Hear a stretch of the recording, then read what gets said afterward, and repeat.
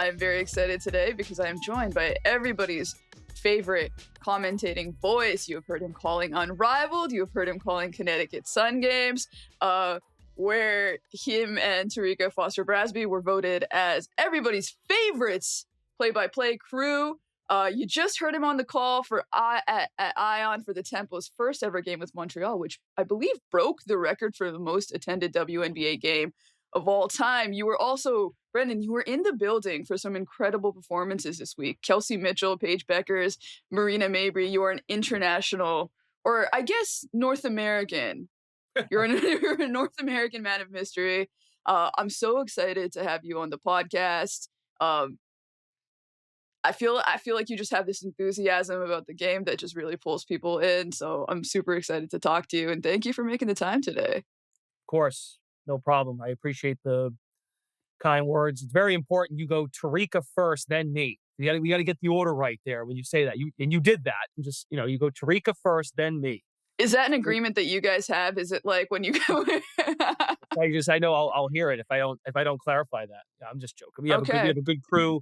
It's a weird year with the Sun departing for Houston, so we're trying to take this thing home strong. Everyone's got other stuff going on, which is a good thing. Our crew's done a great job of spreading their wings, if you will, around the league. They're doing USA. Megan McEwen's on Ion and doing ESPN studio stuff for college and pro.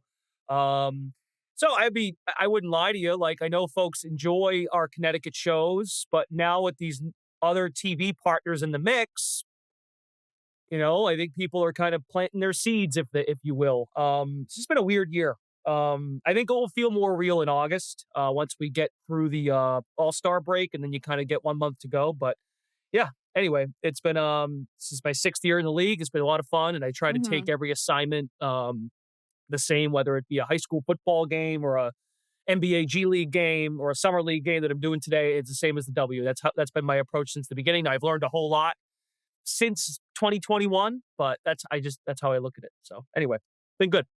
Nice. Hey, look, a lot of stuff has changed around the league. I feel like we're all trying to find our sea legs. And oh my God, check out this segue. Another thing that has changed around this league in the last year in particular is the WNBA's scoring evolution. I was thinking about this before we started recording because we want to talk about 3 guards that have basically ascended the astral plane, right? Like, they're all in completely different systems with completely different skill sets. Marina Mabrey is setting records for 3-pointers in a game. Paige Beckers is bringing back the mid-range. And then you have Kelsey Mitchell, who's doing a little bit of all of these things. But the thing that I love about all of them is like they've kind of ascended to this place where they are not just reading the defense, they're manipulating the defense. They're experimenting in real time. It's like we're really in a basketball is jazz spot with these players. Like they're just kind of in this space where they're testing the limits of their imagination right now. And it's super fun. And it dovetails with WNBA. We know, obviously, the freedom of movement rules changed to allow for more movement for guards over the course of this season so far. And it's had an impact in the stats, right? Like WNBA offenses, they're averaging 86 points per game. That's the most in WNBA history. Also, a jump that we've never seen in WNBA history. If you are, by the way, listening to this, we are now video on platform, and I'll be including some graphs alongside all of this that were all courtesy of Her Hoop Stats. We love a good graph. I love a good graph. I mean, I feel like that a graph just highlights analytics, and I love that. Yeah, well, some people are visual learners, exactly. And I was proud of my bar graphs when I was in 5th grade. And even to high school. So I'm looking forward to the graph. Perfect. Yeah. Some people are auditory. I prefer not to learn at all. I just kind of stick with what I think. But we also have a league high, historic 25 3-point attempts per game. And despite that, field goal percent is at a historic high. So I think that just tells you about the level of skill and shot making that we're seeing in the league right now. And then, of course, free throw attempts, second highest that we've ever seen. So This all dovetails with all these players. But hey, I'll let you take the floor. Like, what do you think of that? And I'm just curious whose performance stood out to you the most this weekend. Woo. Okay, a lot there. Yeah, Mitchell, I was at the Aces Fever game last night, and Kelsey Mitchell, even Aaliyah Boston, but you're talking guards. Mitchell, her ability to get downhill, her speed with the ball. I mean, I know Kelsey Plum's been injured, so let's not leave her out, but those two to me, in terms of their speed with the basketball to dissect the defense, is special. Then you got Marina, who a big part of what you're talking about. And I know it's not a perfect equation. Speaking of nerding out on the math, but Marina in year 8, first time All-Star, has been traded 4 times. This is more of this isn't a numbers thing to me. This is you got a coach who believes in you. You got an organization. That's not to say other places didn't believe in her. I just mean they paid her max money.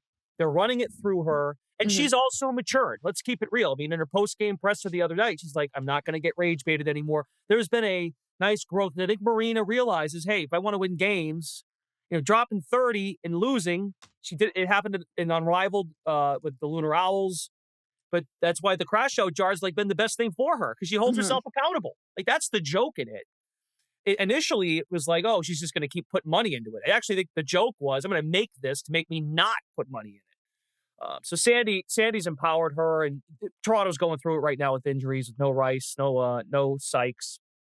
So it was a gutty win for them the other night, but Marina's just been, for the most part, for her standards, it's been just like this. I'm making like a straight line, just in terms of her emotional roller coaster throughout the course of a game. But having seen it up and close, the work she put in at Unrivaled with DJ Sackman, who runs his hoop study program, and he's the head coach of Lunar Owls.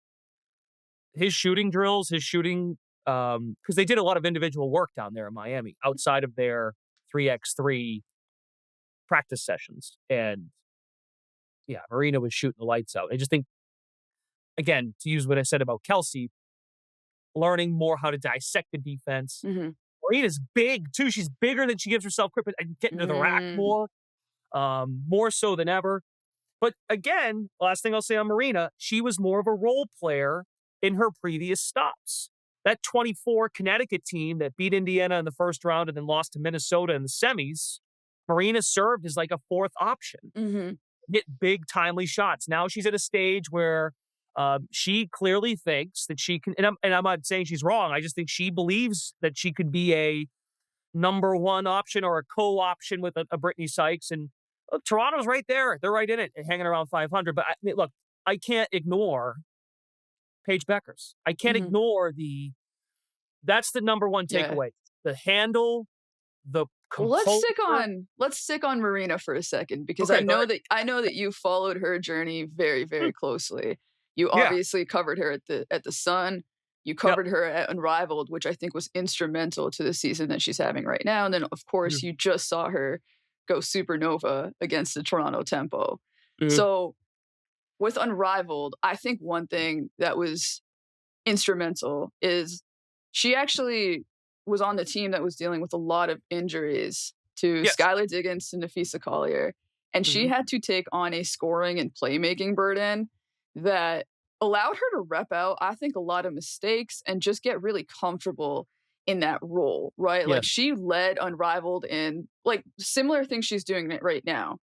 3-pointers made, points, honestly, things that you expect from Marina Mabrey, right? She was also top 4 in assists at the same time. And you're seeing that bear itself out with her secondary playmaking abilities this season too. And we've all seen the stats about her gravity, which make a lot of sense. Bring up Kelsey Mitchell again. Kelsey Mitchell has 34 3-pointers made from 25 to 29, kind of what we can measure of that logo area, right? Pre-logo. And Marina's right behind her with 33. So you understand why she leads the league in gravity. But there were some moments in that tempo game that you covered where you're seeing it actually benefit her, right? Wait, this was the Liberty game, which you weren't at, but she has the ball at the logo.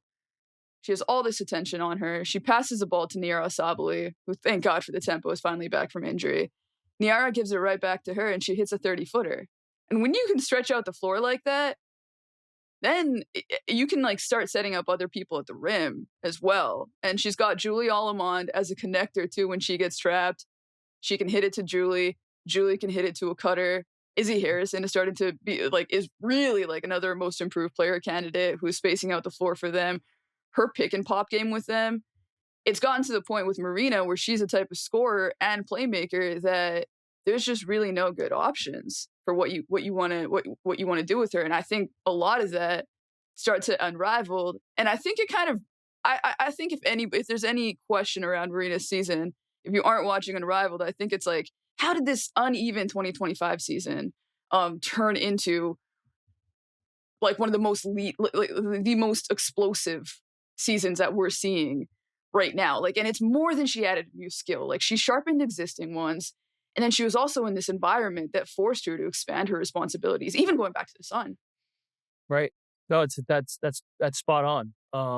I would agree. Growing pains at Unrivaled, and I think even learning, and she got hurt her last year in Connecticut.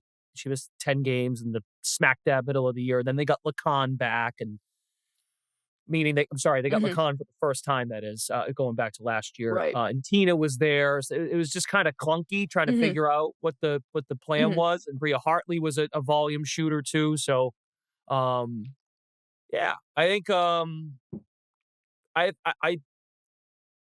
Marina has she's got a great energy about her when you're just getting a chance to talk to her. And like you said, upping the responsibility to learn on the fly in terms of having the ball. And I'm glad you brought up Almond, because I think Julie, I don't think Julie shoots enough. It feels intentional that she doesn't shoot.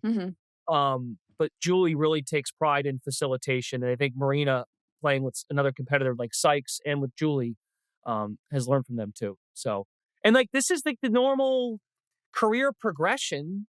It's not easy to hit the ground running right away in that league. I mean, your year 8, year 9 is when a lot of players, not just Marina, that find their stride, but having some other elite ball handler in her, playing with Skylar in Miami was another person who I think probably gave her a tip or two about how to read a defense. Did you feel like, even as she was going through those pains, like, could you feel her confidence?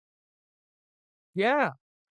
Yeah. I mean, like that game in Philly where she scored 27 points in 5 minutes. Like, I think that was insane. I really believe from that point on, because she only played in 3 games year 1 Unrivaled. She had the calf injury. I really believe that kind of gave her like a pat on the back. Like, someone gave her kind of her conscience in her ear was like, oh, you're this good. You can be this good. DJ, I mentioned DJ already, but DJ put out a post, I think it was on Twitter or Threads, and he said, I told Marina 6 months ago that you are one of the best scorers in the world, and you can be an all-star. You should be an all-star. Like, you're that good. So yeah, being empowered, being trusted, having people that believe in you. And I think she would acknowledge that when you go back to Dallas, she was in LA, of course. Candace Parker's made the joke that, why did we let Marina Mabrey go? But you go LA, Dallas, Chicago, she's still learning, figuring it out. There's other really, really good players on those teams that need the basketball. She was the COF for a year in Chicago. She was at the Rike, and Alicia Gray, I think, actually together in Dallas. You go down the line, she found her way into a prominent role as a second round pick on a really good Notre Dame team. Yeah, and the second round pick piece. Sorry, go ahead. No, and it's just funny because then thinking back to Friday night, it's like, look at Jessica Shepard, another second round pick, played her role beautifully at Notre Dame also. And Enrique has really found her stride, and her role has really bought into what they're doing. Don't need to take 25 shots a night. There's going to be nights you might take 17, 18, but it's in the flow of the game and the flow of the offense. And having Paige Beckers is good, and AZ Fudd being drafted, but having multiple, I think what we're learning around the league, this is your big picture point about scoring's up, freedom of movement, guards are more skilled, they're bigger, faster, stronger than ever before. Their skill level, but also teams are building it now where there are multiple threats on the floor that can handle the ball and put you into an offensive set. That is crucial. If you leave it up to one person, that could be problematic over the course of a 40-minute game, 44 games.